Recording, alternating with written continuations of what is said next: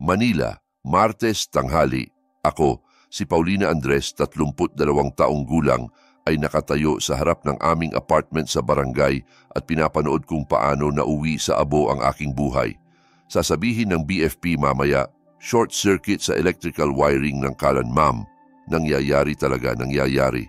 Kinuha ko ang mga bata, si Liza na 7 taong gulang at si Enzo na 4, at kami tumakbo. Ang kanilang maliliit na kamay ay humawak sa akin ng mahigpit na nag-iwan ng pasa. Nadapa kami sa gilid ng daan, halos bumangga sa nakaparadang tricycle, ngunit nakalabas kami sa parking lot na buhay. Ang puso ko ay tumitibok ng parang martilyo, ngunit kami iligtas na. Ano ang suot ko? Pangbahay na shorts at lumang t-shirt. Kinuha ko ang telepono, nag-text kay nanay sa WhatsApp. Kami ng mga bata ay buhay, ngunit walang matitirhan. Tulungan niyo kami. Ipinadala rin yon kay tatay, kay Ate Sisa. Naghihintay ako, tinitingnan ng screen, 2 check. Nabasa na, katahimikan. Pagkatapos ng 1 oras, habang nag-scroll sa Facebook, nakita ko ang post ni Ate Sisa. Nag-upload siya ng mga larawan, inihaw sa probinsya, emoticons, hearts at caption na nagpabagsak sa akin para lang sa amin. Sa larawan ang aking mga magulang. Si tatay na may baso ng inumin, si nanay na may pinggan ng pulutan at ang kaibigan ni ate na si Evelyn. Lahat sila ay masaya, tanned at kontento. Sa loob ko ay parang may naputol. Nakita naman nila ang aking mensahe. Nakita at binaliwala. Nang tumawag ang mga magulang pagkatapos ng 2 linggo, hindi iyon tawag ng suporta, tawag iyon ng bigyan mo kami ng pera. Tinitingnan ko ang kanilang mensahe, naaalala kung paano natutulog ang aking mga anak sa dayuhang sofa at nag-type ng sagot, tama na, sapat na. 3 araw pagkatapos, kami nakasqueeze sa foldable sofa ni Maria. Ang mga spring ay tumutusok sa aking tagiliran, ngunit hindi iyon mahalaga. Ang mga isip ko ay umiikot na parang squirrel sa wheel. Si Liza at Enzo ay nakadikit sa akin sa makipot na espasyo. Salamat kay Maria. Ang aking kabatch sa kolehiyo ay walang tanong na pinapasok kami sa kanyang isang silid tulugan sa residential area. Hawak ko ang telepono sa tabi. Baka mag-text sila, baka magbago ang isip. Nag-refresh ng WhatsApp bawat 5 minuto. Katahimikan. Nanay, ito na ba ang bagong tahanan natin? Si Liza ay tumitingin sa akin ng malalaking mata. Ang tanong ay sumuntok sa sikmura. Hinahaplos ko ang kanyang ulo, sinusubukang ngumiti. Hindi, anak, pansamantala lang ito. Malapit na tayong makahanap ng sariling tirahan. Si Enzo ay humihilik sa unan habang hawak ang stuffed na dinosaur. Siya'y 4 pa lang. Hindi niya naiintindihan kung bakit hindi tayo sa bahay at hindi ko masabi ang totoo na ang lola, lolo at tiyahin Sisa ay iniwan tayo. Naalala ko ang nakaraan. Ako'y laging ang tagapagligtas. Nang kailangan ni Ate Sisa na magbayad sa tuition sa private school, nagtrabaho ako sa supermarket ng double shift. Tinulungan ko siyang magbayad para sa pag-aaral. Iyon ay maraming shift, maraming magandang araw, bagba ang kailangan. Nang masira ang kanyang sasakyan, inilabas ko ang pera para sa repair, walang pag-iisip. Pamilya naman. Oo, pamilya. Tinitingnan ko ang kanilang larawan ng inihaw at nararamdaman kong tanga ako. Nag-scroll sa comments sa ilalim ng post. Ang ganda, ang galing nyo. Adore ko ang inyong t-shirts. Gloria, ang galing mong mag-host. Si Evelyn ay nagtag kay nanay. Ito ang pamilya. Halimbawa para sa lahat. Gustong umungol. Nasaan sila nang natutulog ang aking mga anak sa dayuhang sofa? Nasaan sila nang ang lahat ng aming gamit, laruan, larawan ay naging abo? Paulina, kumusta ka? Si Maria ay sumilip mula sa kusina na may tasa. Sila'y nag-iihaw doon. Maria, inihaw, naiintindihan mo? Oo, mga walang hiya sila. Si Maria ay umupo sa tabi, niyakap ako sa balikat. Hindi mo deserve ito. Tumango ako, ngunit ang galit ay lumalakas. Ang aking mga anak ay deserve ng maayos na kama, hindi itong maingay na sofa. Deserve ng sariling tahanan, hindi sa sulok ng iba pang apartment. Tinitingnan ko ang kanilang natutulog na mukha. Naalala ang lahat ng aking sakripisyo, gabi shift, weekend sa trabaho, pagtanggi sa bakasyon. Ibinigay ko sa pamilya ang lahat at sila'y nag-inuman para lang sa kanila. 2 linggo pagkatapos, nag-vibrate ang telepono, mensaheng mula kay nanay. Umupo ako sa parehong sofa, tinitingnan kung paano nagko-color si Liza ng unicorn. Si Enzo ay nag-drowse na hawak ang dinosaur sa pisngi. Binuksan ko. Paulina, hello. May importante kaming kailangan. Kailangan namin ng 50,000 piso. I-transfer mo bago Biyernes? Ito'y napakahalaga. Walang salita tungkol sa sunog, walang tanong tungkol sa mga bata. Basta bigyan ng pera. Tinitingnan ko ang screen. Ang mga daliri ay nanigas sa keyboard. Nanay, pwede ba tayong mag-alaga ng aso kapag may sariling bahay na tayo? Si Liza ay nag-angat ng ulo mula sa coloring book. Baka, anak? Hinahaplos ko ang kanyang ulo at ako mismo ay gustong basagin ang telepono. Sa gabi ay tumawag si tatay. Paulina, ang boses ay paos, galit. Kailangan namin ang perang iyan para sa pamilya ito. Alam mo naman, laging magkakasama tayo. Para saan exactly, tay? Importante, kailangan mong intindihin. Lagi ka naming tagapagligtas. Huwag kang mag-fail ngayon, walang salita tungkol kay Liza at Enzo. Wala tungkol sa aming buhay na walang karapatan. Basta pressure. Dapat, obligado. Pinatay ko ang tawag. Ang mga kamay ay nanginginig. Okay lang ba? Si Maria mula sa kusina. Ipinakita ko sa kanya ang mensahe ni nanay. Binasa niya. Ang mga labi ay nagliit. Hindi man lang sila nagtanong, "Kumusta kayo?" Tumango ako. Mahirap magsalita dahil sa galit. Sa umaga ay tumawag si Liza. Hindi ang anak, kundi ang dating kasamahan sa trabaho. Sa pagitan ng usapan ay nabanggit, "Narinig ko na may problema si tatay mo sa tindahan." Sabi, maraming utang sa loan at microfinance. At doon ay nabuo ang puzzle. Ang hardware store ni tatay sa labas ng lungsod ay lumulubog sa utang. Iyon ang dahilan ng 50,000 para isave ang negosyo habang ang aking mga anak ay walang bubong. Naalala ko ang lahat ng aking tulong. Sa tuition ni Ate Sisa, sa repair ng kanyang sasakyan, 45,000 noong nakaraang taon, tulong sa pagsara ng loan.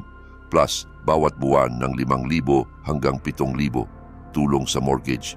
Akala ko pamilya, kailangan tulungan. Ngayon ay naintindihan ko ako'y ATM lang, convenient, walang tanggi, 24 sa 7 araw. Nanay, ito para sa'yo. Si Liza ay nag-abot ng drawing ng unicorn. Niyakap ko siya. Si Enzo sa panaginip ay may sinasabi. Ang dinosaur ay nahulog sa sahig. Pinulot ko, inilagay pabalik. Tinitingnan ko ang mensahe ni nanay. 50,000 importante. Pinatay ko ang telepono. Ang ganda ng unicorn, anak. Hinalikan ko si Liza sa noo. Hindi na ako galit, nagdesisyon na ako. Ang aking mga anak ay deserve ng ina na pipiliin sila, hindi ang kamag-anak na naaalala kami lamang kapag kailangan ng pera. 3 linggo, ako'y nalubog sa tumpok ng dokumento. Ang mga araw ay nagiging isa. Shift sa supermarket sa cashier. Pagkatapos sa LGU para mag-submit ng application. Sa bahay, gamit ang telepono ni Maria, ay nagfi-fill up ng forms sa online portals para sa subsidy, para sa housing queue, para sa social assistance. Ang boss ay binawasan ang aking oras. Ngayon ay lumalabas lang ako sa relief shift kapag tinatawag. Optimization, sabi nila. Sa totoong wika, hirap na ako. Refusal after refusal mula sa City Hall, mula sa DSWD. Binigyan ako ng temporary room sa dormitory sa outskirts, ngunit doon ay shared bathroom, kapitbahay na lasinggo at 1 oras at kalahati sa school ni Liza. Tinanggihan ko mas mabuti pa kay Maria, habang hindi nakakahanap ng sarili. Sa umaga ay pumasok si Maria na maputla. Paulina, tingnan mo, iniabot ang telepono, overheard Manila sa Facebook. Anonymous post, ngunit kilala ko ang style ni Evelyn, isang kilalang nanay. 2 anak, 7 taong gulang at 4 na taong gulang. Pagkatapos ng sunog ay naglalakbay sa mga kaibigan, sariling kasalanan, lagi sa trabaho, hindi nag-aalaga sa mga anak, at ngayon ay sinisisi pa ang kamag-anak. Nawala na ang hangganan. Comments. Isa pa ring gulo. Mga hindi kilala ay nag-uusap kung gaano ako masamang ina. Si Evelyn ay nag-set up sa akin bilang failure at ang mga tao ay masayang sumali. Sa parehong araw ay nagpadala si nanay ng voice message sa WhatsApp. Pinatugtog ko at nanlamig. Paulina, kami labis na nag-aalala sa iyong pag-uugali at kondisyon ng mga bata. Kung hindi mo maibigay sa kanila ang maayos na kondisyon, handa kaming kunin sila sa amin. Pag-isipan mo ito at kung tatanggi ka, kailangan naming sumangguni sa autoridad. Kailangan ng mga bata ng stability. Iyon lang. Pinakinggan ko at naintindihan na ito'y dulo na. Ang sariling ina ay nagbabanta na kunin ang aking mga anak. Pinakinggan ko ulit ang voice message. Ang mga salita ay tumunog sa tainga na parang bell. Si nanay ay nagsasabi na ako'y hindi stable batay sa aking problema sa housing at reklamo ni Evelyn. Halos mahulog ang telepono mula sa kamay. Ang aking mga anak ay lahat ng meron ako. Paano niya ma-doubt na kaya kong alagaan sila? Naglalakad ako sa apartment ni Maria ng paulit-ulit. Si Liza at Enzo ay naglalaro sa carpet. Hindi alam ang paparating na bagyo. Hindi ako mananatiling tahimik. Sa gabi, pagkatapos matulog ang mga bata, binuksan ko ang laptop. Pumunta sa Facebook group Overheard Manila. Ang mga daliri ay tumakbo sa keyboard. Ibinuhos ang lahat ng naipon. Anonymous post tungkol sa kung paano iniwan ako ng kamag-anak pagkatapos ng sunog, nag-inuman habang kami naglalakbay sa mga sulok at ngayon ay nagbabanta pa na kunin ang mga anak. Walang pangalan na binanggit, ngunit ang katotohanan ay sumusunog sa bawat salita. Ang kanilang pagtataksil, kanilang kasakiman, kanilang kasinungalingan. Pinindot ang publish, isinara ang laptop. Ang puso ay tumitibok. Parang nabunutan ng tinik pagkatapos ng linggong katahimikan. Sa umaga ay tumawag ako kay attorney Alice Cuevas, abogado mula sa Cebu na inirekomenda ng kasamahan. Dati ay hindi ko kailangan ng abogado, ngunit binago ng banta ni nanay ang lahat. Nagkita kami sa kanyang opisina sa sentro ng lungsod. Ang mesa ay puno ng mga folder. Kailangan kong protektahan ang mga bata. Iniabot ko ang telepono na may voice ni nanay. Pinakinggan ni Alice, nagkunot noo. Seryoso, ang pagbabanta ng custody ng walang basehan ay psychological pressure. Bubuo tayo ng depensa, i-document lahat. Ipinakita ko ang screenshots ng post ni Evelyn at comments. Mabilis na nagsulat si Alice. Susulatan natin sila ng warning. Tigilan nila ang pagkalat ng kasinungalingan. Unang hakbang ay itigil ang harassment. Bumalik ako kay Maria. Tinulungan si Liza na mag-assemble ng puzzle. Nanay, bakit ka malungkot? Si anak ay naglagay ng kamay sa akin. Pagod lang anak. Sinungaling ako, hinalikan sa noo. Si Enzo ay tumakbo na hawak ang dinosaur. Roar. Niyakap ko siyang mahigpit. Ang kanilang init ay aking armor. Ang boses ni nanay. Ang kasinungalingan ni Evelyn. Ito'y atake sa aking pamilya. Ngunit hindi ako walang magawa. Ipagtatanggol ko hindi sa hysterics, kundi sa tamang paraan. Ang mga salita ni Alice ay nag-echo. I-document lahat. Sinimulan kong isave ang bawat mensahe, bawat screenshot, bawat ebidensya. Tiningnan ko ang Facebook. Ang aking post ay nag-gain ng likes at shares. Comments ng suporta mula sa ibang nanay. Medyo pa, ngunit nagpapainit sa loob. Hindi ako mag-isa, isinara ang laptop. Lumakas ang determinasyon. Akala ni nanay na matatakot ako. Mali siya, hindi na ako ang masunuring anak. Ako'y ina na nagpoprotekta kay Liza at Enzo at handa akong gawin ang lahat para sa kanilang kaligtasan. Sa umaga ay iniabot ni Maria ang telepono na may pag-aalala. Tinutulungan ko si Lisa sa math sa kusina table. Si Enzo sa tabi ay nagdo-drawing ng scribbles. Sa screen ay email mula sa public school kung saan nag-aaral si Liza. Minamahal na Paulina Andres, in-inform kami na kahapon ay may tumawag na babae na nagpakilalang iyong ina. Hinihiling niya ang impormasyon tungkol sa attendance at grades ng iyong anak. Nang walang written consent ng magulang, hindi kami nagbibigay ng info sa third party. Tinanggihan ang request. Si nanay sa likod ko ay sumisingit sa school, naghuhukay laban sa amin. Ang mga kamay ay nanginginig. Tumawag ako sa school. Kinumpirma ng secretary, si Gloria ay humingi ng report card ni Liza at character reference na sinasabi na may doubt sa stability ng ina. Tinanggihan ng school ayon sa rules, ngunit ang katotohanan. Nagpasalamat ako. Ibinaba ang tawag. Ang mga isip ay tumatalon. Akala ni nanay na pwede siyang makialam sa buhay ng aking mga anak pagkatapos na i-ignore kami ng linggo. Tinitingnan ko si Liza. Siya'y ngumunguya ng pencil, nagsosolve ng problems. Hindi ko papayagan na maapektuhan siya ng maduming tactics ni nanay. Tiningnan ko ang Facebook para mag-distract. Ang aking post ay nasa top ng group. 3,000 likes, daan-daang comments. Mga nanay ay nag-share ng similar stories. Hold on, hindi ka mag-isa. Ang iyong kamag-anak ay moral na halimaw. Ako rin ay may ganun sa kapatid. May nag-share sa Overheard Manila.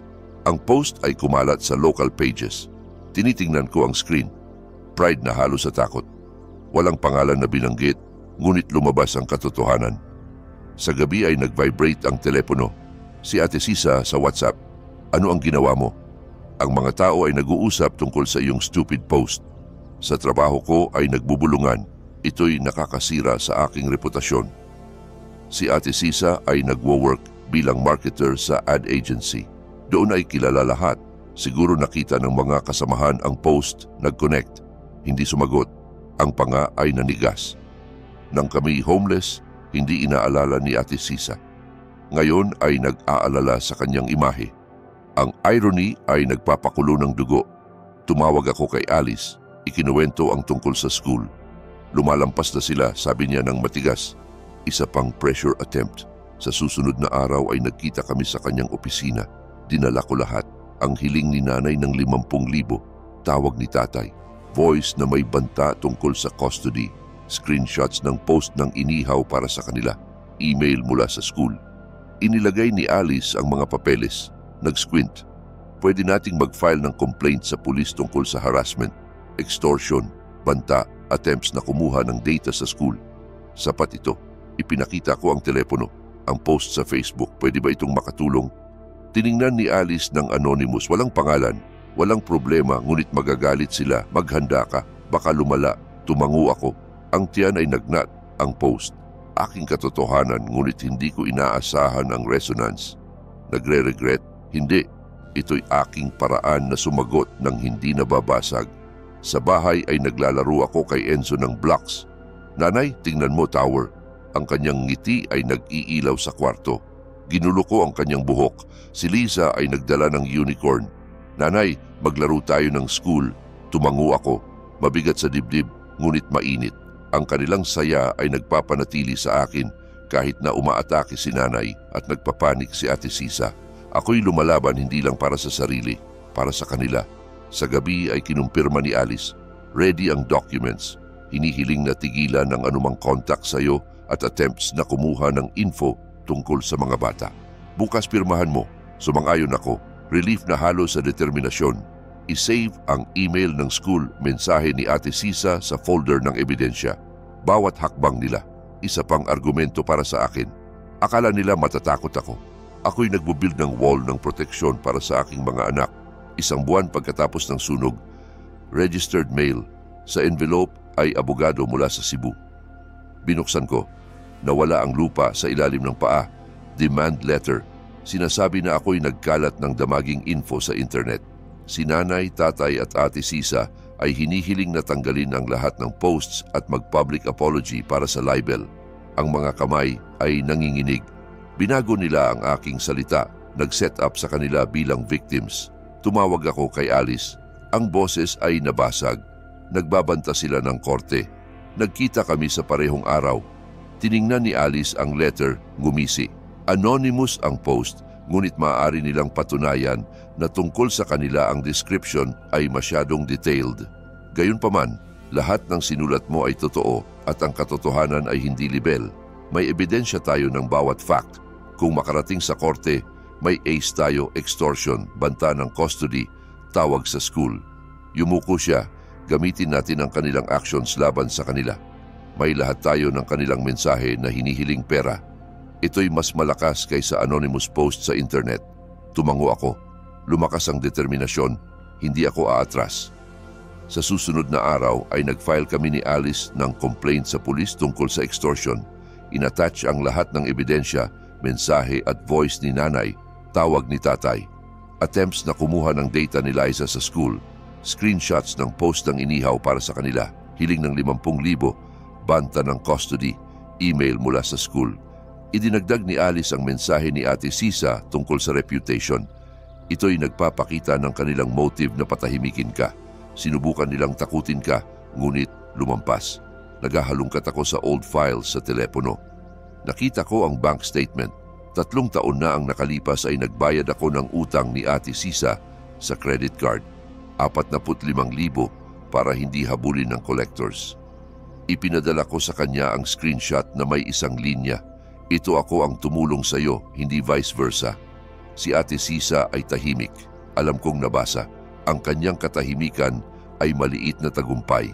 Inimagine ko kung paano siya nagpapanik, kung paano ang kanyang perfect image ay nababasag mula sa katotohanan na kumalat sa pages. Pagkatapos ng 6 na buwan ay hearing sa Regional Trial Court sa Manila. Si nanay, tatay at Ate Sisa ay nakaupo sa harap na may stone faces.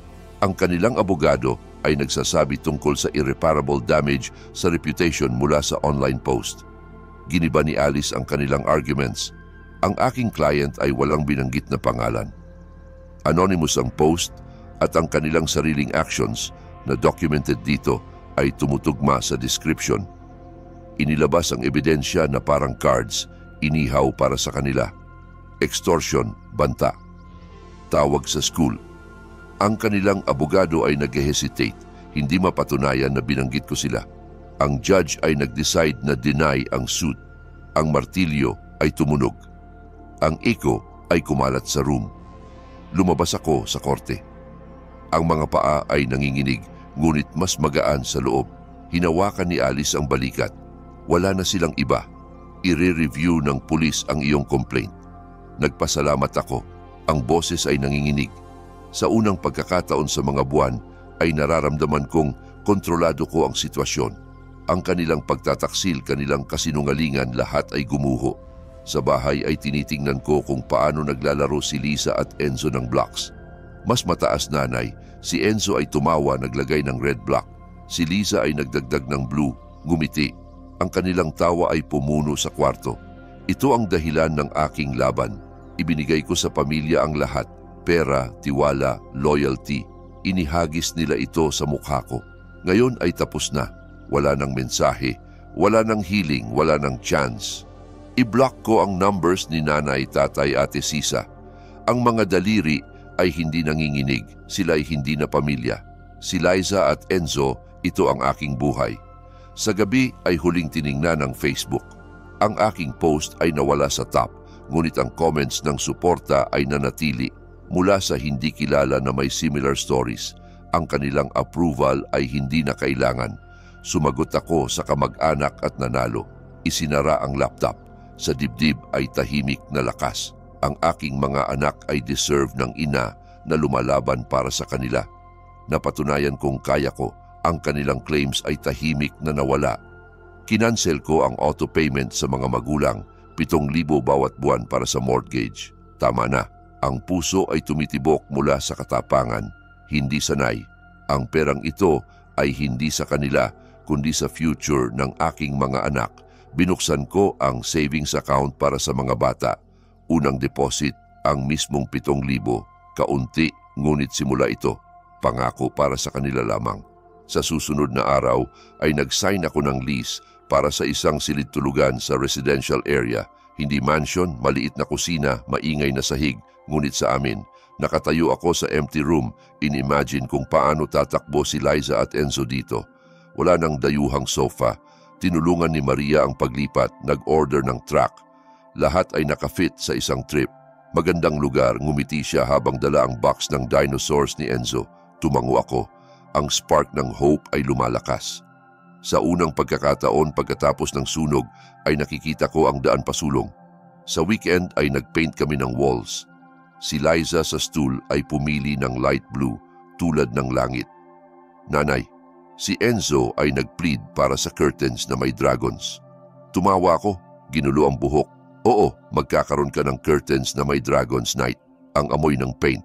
Bawat stroke ay nag-e-erase ng bigat ng nakaraang buwan. Hindi lang ako nagpe-paint ng walls, nagbubuild ako ng tahanan. Mananatili ba tayo dito forever? Si Liza ay tumingin ng malalaking mata. Yumuko ako sa tabi, tinanggal ang blue smudge sa kanyang pisngi. Hanggat kailangan, anak. Si Enzo ay tumakbo na hawak ang dinosaur. Dragon protects. Niyakap ko silang dalawa. Ang kanilang tawa ay balm sa sugat mula sa pagtataksil. Ang apartment na ito, ang mga moment na ito ay sa amin. Walang makakaapekto.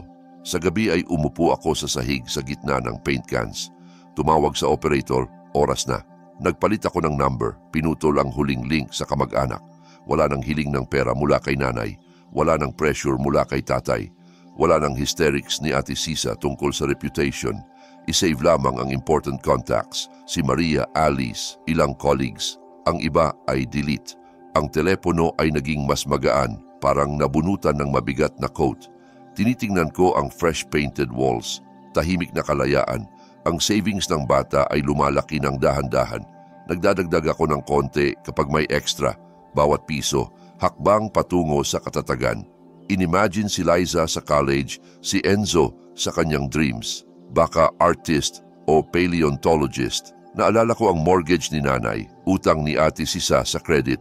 Gaano karaming beses ako nag-sacrifice para sa kanila. Tama na.